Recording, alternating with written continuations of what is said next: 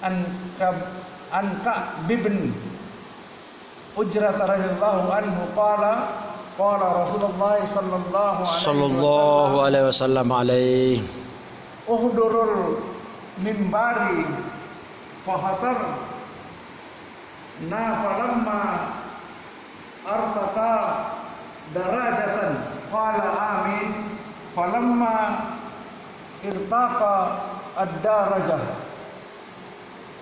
salat ad-darajah saniyatan qala amin falamma irtaqa ad-darajah salasi sata qala amin falamma nasala qulna ya Rasulullah laqad sami'na minka al-yawma syai'an ma kunna nasmatuhu qala inna Jibril alaihi salam arada li faqala ba'da man adraka ramadana falam yughfar lahu qultu amin falamma raqitu saniyata qala ba'uda man dzukirta indahu falam yusalli alaika qultu amin falamma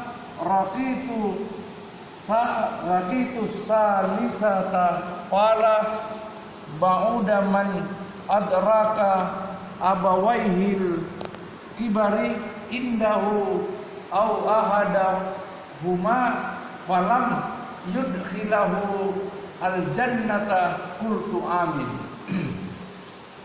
Dari Sayyidina Ka'b bin Ujrah radhiyallahu anhu, baginda Rasulullah sallallahu alaihi wasallam mendekatlah kalian ke mimbar.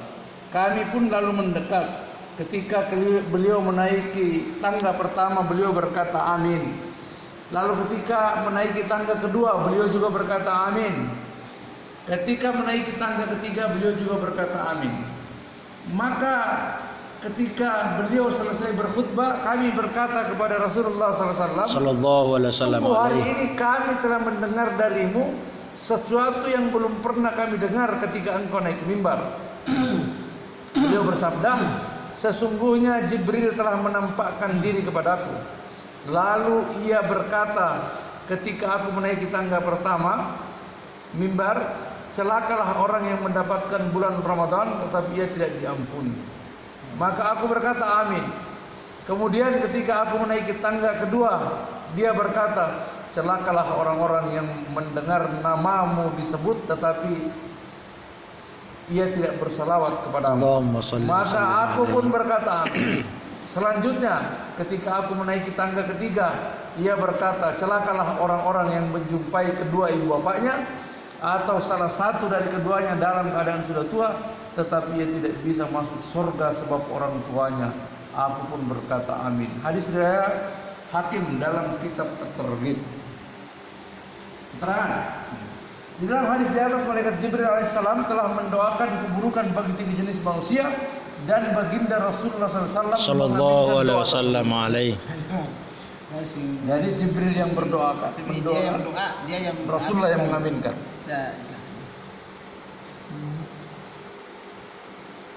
Malaikat Jibril alaihissalam sebagai malaikat yang terdekat dengan Allah Subhanahu wa taala telah mendoakan keburukan dan beliau mengamininya. Sangat jelas betapa kerasnya doa tersebut.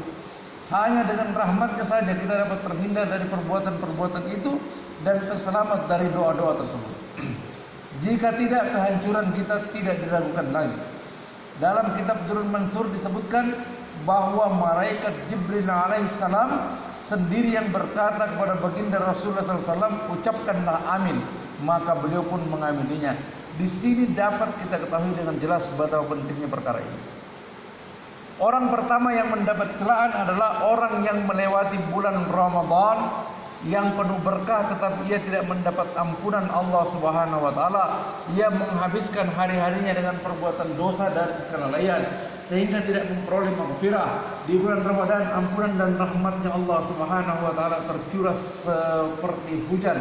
Namun jika kita habiskan bulan itu dengan perbuatan buruk, maka hal ini dapat menyebabkan kita terhalang dari ampunan Allah Subhanahu wa taala. Jika tidak memperoleh maghfirah Allah Subhanahu wa taala pada bulan ini, lalu kapan kita akan mendapatkannya? Sungguh tidak diragukan lagi kebinasaan kita. Cara mendapatkan ampunan Allah Subhanahu wa taala adalah setelah menunaikan tugas bulan Ramadan, yaitu puasa dan tarawih. Hendaknya kita memperbanyak istighfar dan bertobat kepada Allah Subhanahu wa taala. Orang yang kedua yang mendapat celaan adalah orang yang apabila mendengar nama baginda Rasulullah sallallahu alaihi wasallam untuk beliau. Banyak hadis yang meriwayatkan tentang masalah ini, sehingga sebagian ulama berpendapat bahwa bersalawat ketika mendengar nama Rasulullah SAW disebutkan adalah wajib. Selain hadis di atas, masih banyak hadis lainnya yang menyebutkan ancaman atas kelalaian ini.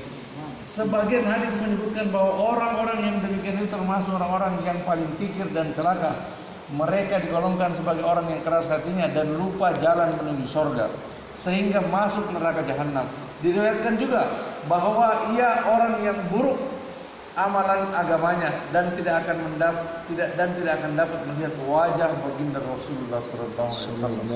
Para ulama telah menakwilkan riwayat-riwayat seperti ini dan memberikan kesimpulan hukum yang lebih ringan dari sahihnya riwayat-riwayat tersebut. Namun siapakah yang dapat mengingkari bahwa sabda-sabda baginda Nabi SAW tersebut adalah ancaman keras bagi orang yang tidak membaca salawat ketika nama beliau disebutkan.